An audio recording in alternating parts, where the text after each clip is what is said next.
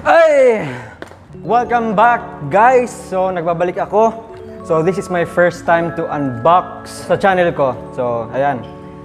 Ngayon, mag-unbox tayo ng isang affordable speaker and portable speaker galing sa AWEI.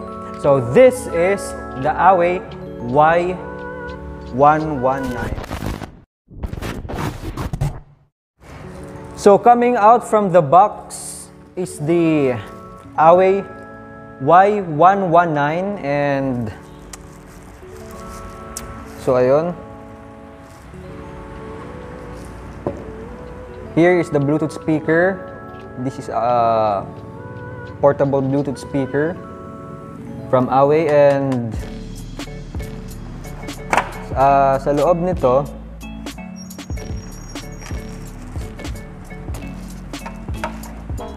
is the user manual guide. Mostly di naman natin ginagamit. I mean, binabasa. Lagay natin dito.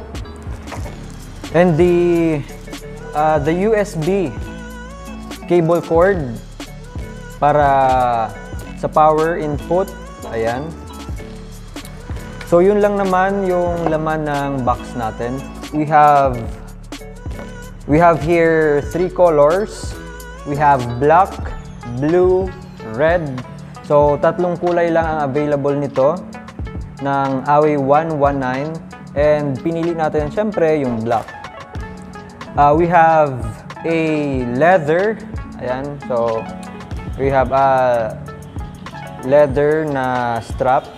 So, para pag hinawakan nyo, ayan.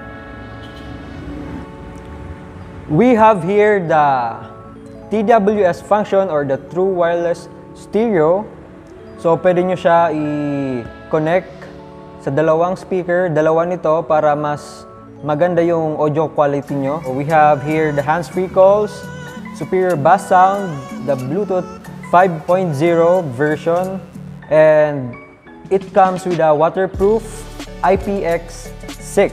So, we have the battery capacity of 1800 milliamp. So, it plays up to 8 hours. Power output of this speaker is 3 watts. The Bluetooth transmission of this speaker ranges to 10 meters to 15 meters. It supports the TF card. So, ito yung physical features niya. Ito, parang metal knit ba yun ang tawag dito? And this is a matte plastic finish. And ito sa bottom part is the anti-slip. We have here the on and off power button, the minus button or the previous button, the play and pause button, the next button or the plus volume button, and here you can see the model Y199 output power of 3 watts. Dito sa loob nito si USB port. So pag nag-charge kayo dito nyo isasaksak. And the TF port, yung mga memory cards nyo, pwede nyo dito ilagay. And yan, walang iba. So mag-sound test tayo ngayon. This is the AWEI Y119. Hope you like it.